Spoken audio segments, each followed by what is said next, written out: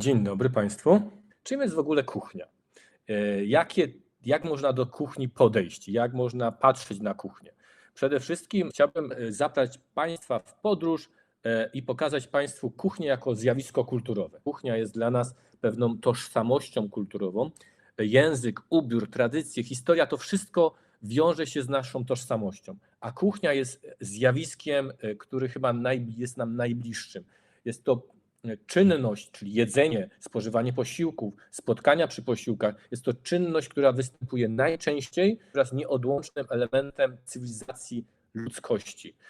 Z pokolenia na pokolenie przekazujemy te pewne tradycje i zasady spożywania posiłków. Czy siedzimy na krześle, czy siedzimy na podłodze, czy stoimy, jak spożywamy ten posiłek, z kim spożywamy ten posiłek, to wszystko jest dla nas bardzo ważne. Ale przejdźmy do rzeczywistości, przejdźmy do obecnych czasów. Co widzimy? Widzimy telewizję angażującą. Programy kulinarne to jest nic innego jak telewizja angażująca. Przed Państwem 3 osoby, Martha Stewart, inaczej Marta Helena Kostyra, czyli bizneswoman polskiego pochodzenia, która jest odpowiedzialna za stworzenie telewizji lifestyle'owej w Stanach Zjednoczonych, czyli takiej telewizji, która nam pokazuje pewien sposób życia. Martha Stewart w pewnym czasie, w pewnym okresie była uważana za jedną z najbardziej wpływowych kobiet w Stanach Zjednoczonych. Ona nam wprowadziła pewien styl życia przez telewizję do domu. A Robert Makłowicz, schodzimy tutaj na poziom już polski, Robert Makłowicz, bajarz, krytyk kulinarny, podróżnik, pisarz, osoba, która trafia i do małych, i do młodych, i do nas, i do ludzi starszych, który opowiada o tym, skąd w danej kulturze dane potrawy w danym regionie i tak dalej. Dowiadujemy się o tym, co zjeść i dlaczego to jedzenie w danym miejscu jest takie ciekawe i atrakcyjne, skąd pochodzi. I Magda Gessler. Proszę sobie wyobrazić, że kuchenne rewolucje Magdy Gessler rozpoczęły się w 2010 roku. To już 13 lat, 27 sezonów. Magda Gessler, którą, nie wiem czy Państwo wiedzą, ukończyła studia w Madrycie, studia malarskie. Jej ojcem chrzestnym był Ryszard Kapuściński, więc nie musi to być postać. Pokazuje nam, jak rewolucję przeprowadzić w małej restauracji w środkowej Polsce, jak zmienić tą kuchnię, ale jak nam pokazuje tę rewolucję? Uświadamia nam w każdym odcinku, że najważniejsza jest tożsamość regionalna. Ta kuchnia, ta restauracja ma promować kuchnię regionalną, bo czymże jest kuchnia regionalna? Kuchnia regionalna to z jednej strony coś, co spożywamy, coś, z czym się utożsamiamy, ale także podejdźmy tu teraz do tego jak do ekologii. Kuchnia może być też zagrożeniem. I o czym tu musimy powiedzieć? O czynnikach, które odpowiadają za emisję gazów cieplarnianych. Czyli co? Uświadommy sobie, łańcuch dostaw to prawie 18%. Łańcuch dostaw to także opakowania, transport, przetwórstwo, chów, czyli wyhodowanie czy to mięsa, czy to produkcja roślin, to wszystko jest wpływem człowieka na środowisko, czyli chów bydła, pastwiska, nawożenie, połów ryb, to jest 31% wpływu w bilansie czynników odpowiadających za emisję gazów cieplarnianych. O czym jeszcze możemy powiedzieć? O wykorzystaniu terenu, czyli jeżeli spalimy teren, żeby zasadzić zboża, zasadzić monokulturowe produkty, monokulturowe rośliny, które wytwarzają nam jakiś produkt spożywczy, to wszystko zmienia nam otoczenie i rzeczywistość. I teraz najważniejszy element. 26% całkowitej emisji gazów cieplarnianych do atmosfery jest odpowiedzialna produkcja żywności. No, popatrzmy na to globalnie. Nagle się okazuje, że my, konsumenci, mamy olbrzymi wpływ na to, co się dzieje w naszym środowisku, w naszym uświadamianiu sobie, jaki mamy wpływ na środowisko. I widzimy tutaj, że transport to zaledwie 12%. Pociąg, samolot, statek to zaledwie 4%. Budynki mają 17% wpływu na środowisko. Spalanie paliw nieprzydzielonych, czyli takich, które nie bilansują się w środowisku, to aż 7, prawie 8%. I teraz patrzymy na to i schodzimy w dół i widzimy rolnictwo, czyli ten nasz wpływ na środowisko poprzez spożywanie posiłków, to jest największy odsetek, największy wpływ na środowisko. I co my możemy z tym zrobić? No musimy sobie przede wszystkim uświadomić, jakie stwarzamy zagrożenie. Widzimy tutaj, że podczas produkcji rolnej wytwarzamy nie tylko CO2, czyli dwutlenek węgla, ale także dwutlenek azotu, który jest bardzo szkodliwym gazem, i CH4, czyli metan.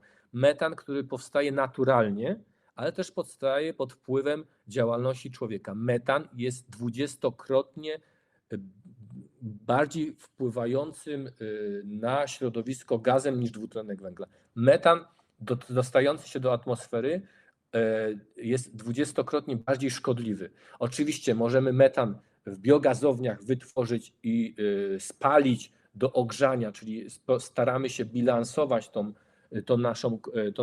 nasz wpływ na środowisko, ale musimy mieć świadomość tego, jaki mamy wpływ na to środowisko.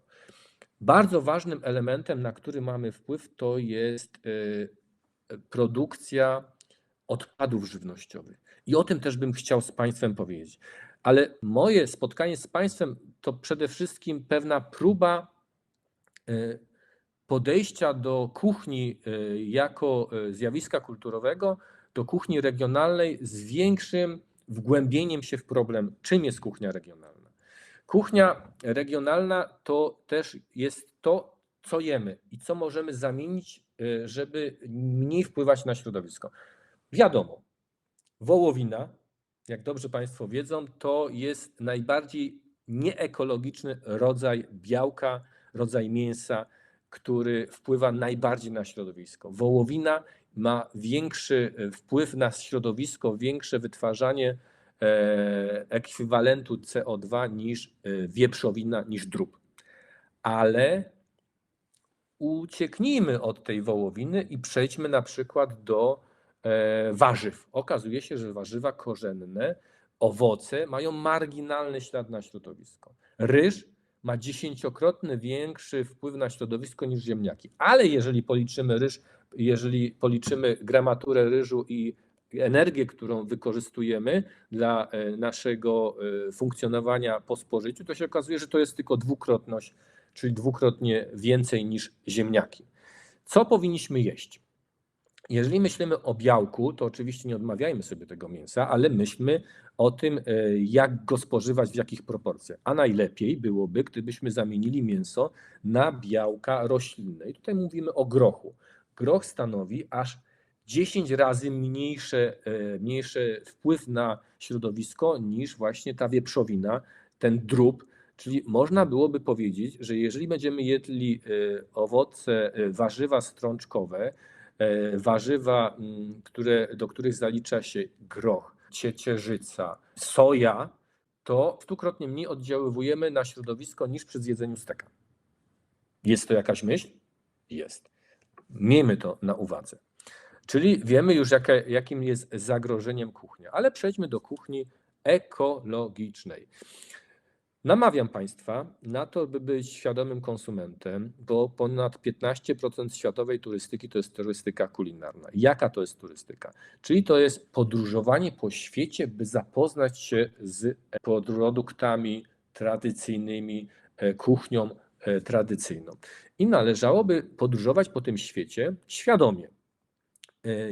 Jaka to powinna być świadomość? No przede wszystkim powinna to być taka świadomość, w której jesteśmy świadomym konsumentem.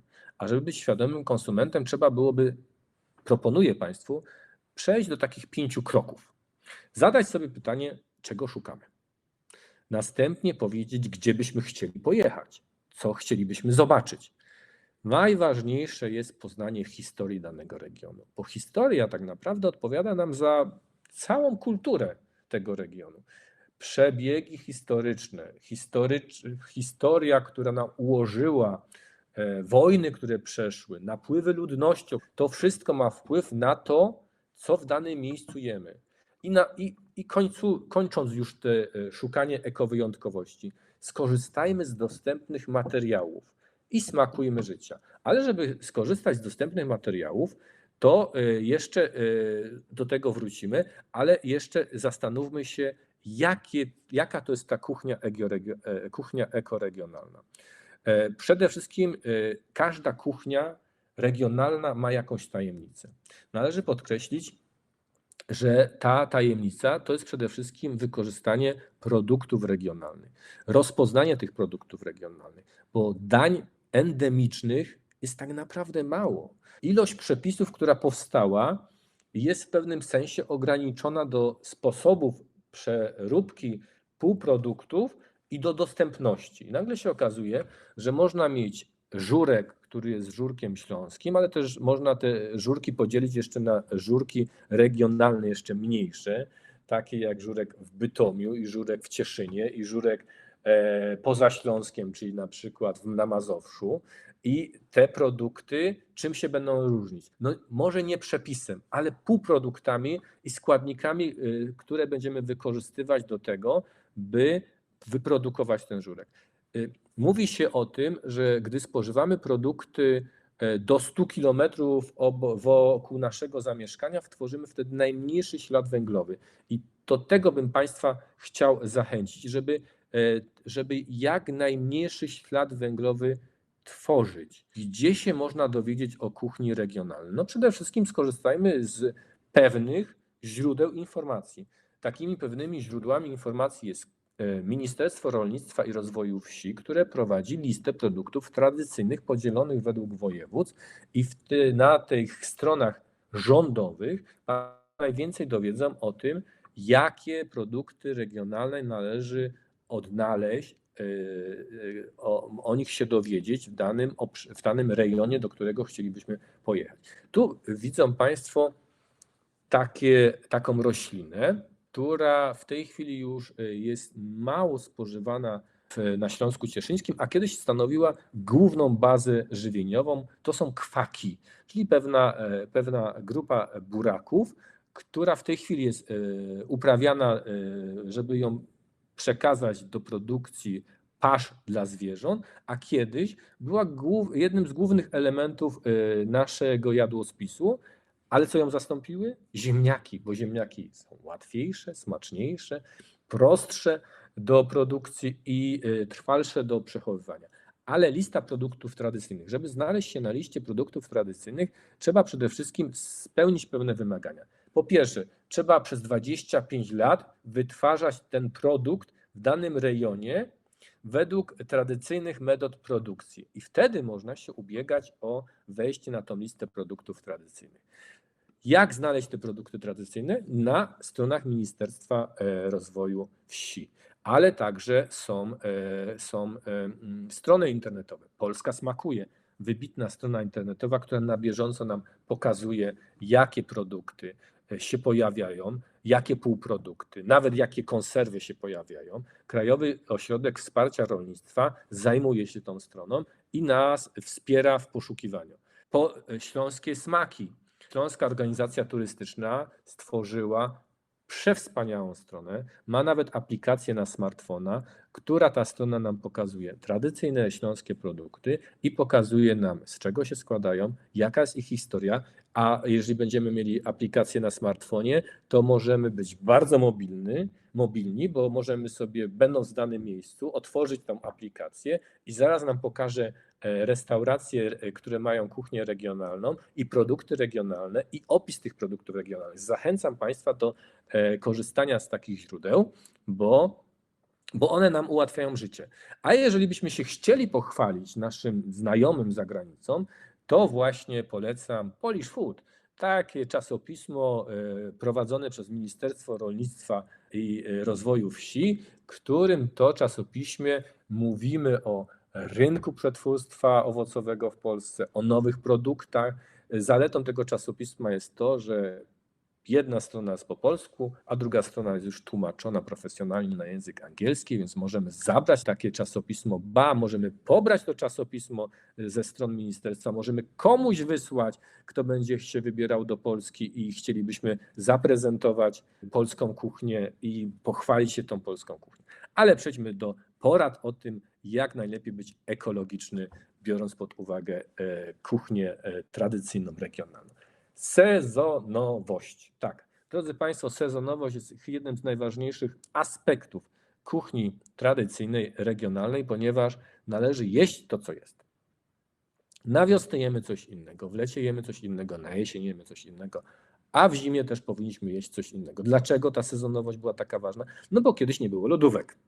Nie było chłodni, wielkiego przemysłu przetwórczego, więc zbieraliśmy to, co mieliśmy w okolicy najbliższej, staraliśmy się to w jakiś sposób różnymi metodami zakonserwować, więc stąd te główne metody, czyli chłodzenie, wędzenie, suszenie, solenie i to nam pozwalało jeść produkty przez dłuższy okres czasu, ale pamiętajmy, że ta sezonowość jest kluczem do bycia ekologicznym. I taka ciekawostka, oczywiście sezonowość sezonowością, ale na ubogiej polskiej wsi można było się zapytać, co jedliście?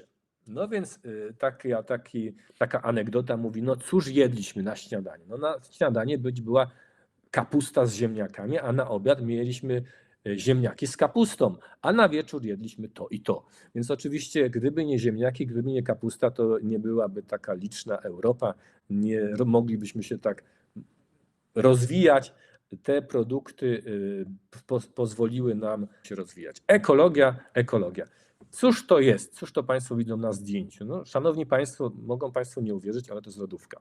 Tak, to jest lodówka bez prądu działająca, bo jak był browar w mieście, to browar potrzebował do produkcji piwa, które było bardzo ważne, potrzebował lodu. I jak ten lód zdobyć i jak ten lód przechować przez cały rok? No, bierało się w najgłębszą zimę, w lutym, szło się na jezioro, wyrąbywało się kawałki lodu, zwoziło się do takiej pieczary chłodni lodowej, w której się układało ten lód głęboko w ziemi, obsypywało się słomą. Proszę mi uwierzyć, ten lód wytrzymywał do zimy, od zimy do zimy. A w każdą sobotę jeździł wóz, który rozwoził ten lód i mieszczanie mogli kupować ten lód, wkładać tu do góry, do tej części, blok lodu był wkładany i ten lód przez cały tydzień powoli się roztapiał. Tutaj na dole Państwo widzą kranik, z tego kraniku kapała woda z rozpuszczonego lodu, a w tej komorze była zawsze temperatura około zera. I co? I można było mieć w XIX wieku lodówkę ekologiczną bez prądu? Można było. Czyli co? Ekologia już była, bo w tej chwili nie ma takich lodówek, a też nie wszyscy mogliby mieć dostęp do takich lodówek. No nie, ale uświadamiam Państwu, że nasi dziadkowie i pradziadkowie byli już kiedyś bardzo ekologiczni. Przejdźmy do tych produktów regionalnych i chciałbym Państwu uświadomić, że oczywiście podróżujmy po świecie, zwiedzajmy świat, ale nie martwmy się, że tylko w jednym miejscu znajdziemy jedną potrawę. Ja tak na przykład myślałem o ciasteczkach cieszyńskich, czy one są tylko cieszyńskie. No, ciasteczka cieszyńskie to jest takie ciasteczka, które są wypiekane z okazji Bożego Narodzenia i w tym okresie wszystkie gospodynie, albo prawie wszystkie gospodynie na Śląsku Cieszyńskim chcą się pochwalić swoimi kulinarnymi zaletami i pieką takie małe ciasteczka. Tych ciasteczek naliczono ponad 160. Są takie konkursy, w których się konkuruje, gospodynie konkurują pomiędzy sobą, kto więcej, ładniej, smaczniej tych ciasteczek napiecze. I byłem przekonany, że to jest tylko na Śląsku Cieszyńskim, aż kiedyś pojechałem na narty do Tyrolu i się nagle okazało, że cała ta tradycja tych cieszyńskich ciasteczek to wywodzi się z Tyrolu i w Tyrolu, nie wiem czy powstała, ale na pewno została zainspirowana kuchnia cieszyńska tymi ciasteczkami i tam też takie ciasteczka są, więc odnajdujmy takie właśnie perełki, które wydaje się, że są endemiczne gdzieś tylko w jednym miejscu, bo się nagle okaże, że warto podróżować po świecie i dowiadywać się. Ale wracając jeszcze do ekologicznego jedzenia, polewki i bryje. Najprostszy podział to są zupy jednogarnkowe, polewki to te takie bardziej wodniste, zupowate, a bryje to te takie, w które można włożyć łyżkę i ta łyżka nie opadnie, nie spadnie.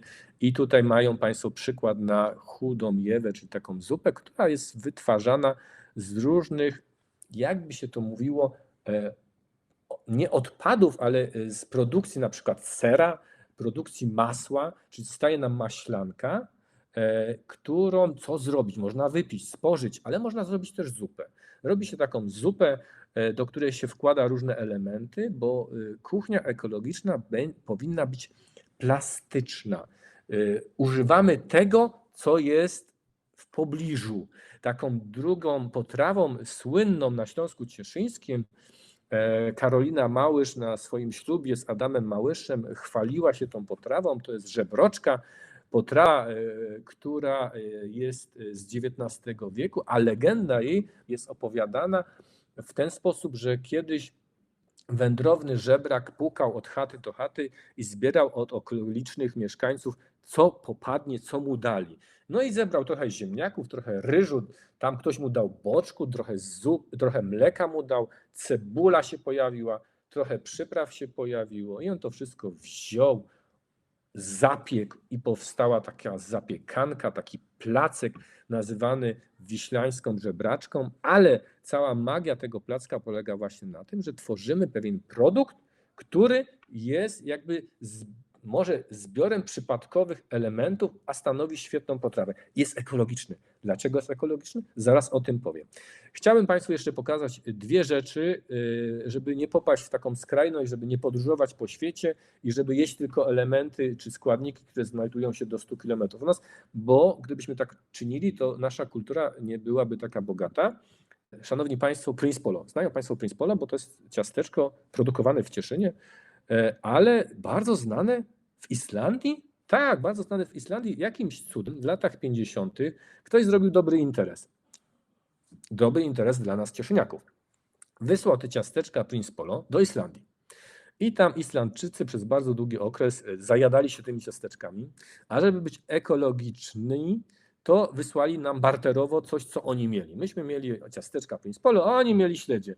I te śledzie przywędrowały do Cieszyna i powstała kanapka cieszyńska, najsłynniejsza kanapka cieszyńska ze śledzia. 600 km od najbliższego morza, a my mamy kanapkę ze śledziem, z majonezem, z jajkiem i ją zajadamy się nią chwalimy i pokazujemy ją jako produkt regionalny, więc tak, nie popadajmy w skrajności, szukajmy złotego środka i starajmy się jednak świadomie konsumować, bo jak już przyjedziemy na to miejsce, to konsumujmy potrawy, które są, z których ludzie, którzy tam mieszkają, są dumni i którzy by chcieli, żebyśmy je skosztowali, a przy okazji oni nam opowiedzą historię tych potraw i my wtedy wiemy na przykład, że Islandczycy jedzą Prince Polo, a my dzięki nim jemy kanapki cieszyńskie. I ostatnia, by się wydawało, największa tajemnica mojej prezentacji to jak być eko. Szanowni Państwo, jak zgłodniejemy, to zaglądnijmy do lodówki, a nie myślmy, co powinniśmy zjeść. Bo jeżeli zaglądniemy do tej lodówki, to gwarantuję Państwu, że żyjemy w jednym z najlepszych miejsc na świecie, których lodówki są pełne. I wystarczy ją otworzyć i wykazać się kreatywnością, wykazać się przebiegłością, wykazać się zmysłem kulinarnym i zrobimy sobie super potrawę, super jedzenie i nie będziemy używać samochodu, żeby pojechać do sklepu, nie będziemy zużywać niepotrzebnie energii i nie będziemy przede wszystkim wyrzucać potraw, wyrzucać jedzenia, bo błędem i grzechem naszej cywilizacji jest to, że wyrzucamy za dużo jedzenia. Starajmy się tego jedzenia nie wyrzucać, starajmy się być świadomym konsumentem, starajmy się jeść to, co jest tradycyjne, regionalne i zapraszam na Śląsk Cieszyński, szanowni Państwo, bo na Śląsku Cieszyńskim jest bardzo dużo wpływów różnej kultury, różnych tradycji, przebogata kuchnia, a kuchnia, jak Państwo dobrze wiedzą, to jest soft power. To decyduje o przewadze. Jeżeli jemy kuchnię danego regionu, jeżeli szukamy kuchni danego regionu, danego kraju, to znaczy, że ten kraj jest ważny dla nas, ważny dla całego świata i bądźmy ekologiczni i świadomym konsumentem, bo wtedy mamy wpływ na rzeczywistość, wpływ na jedzenie, wpływ na środowisko i wtedy możemy powiedzieć tak, dzisiaj nie zjadłem steka, zjadłem kotlet sojowy i jestem 100-krotnie bardziej ekologiczny niż ten, kto zjadł steka. Smacznego.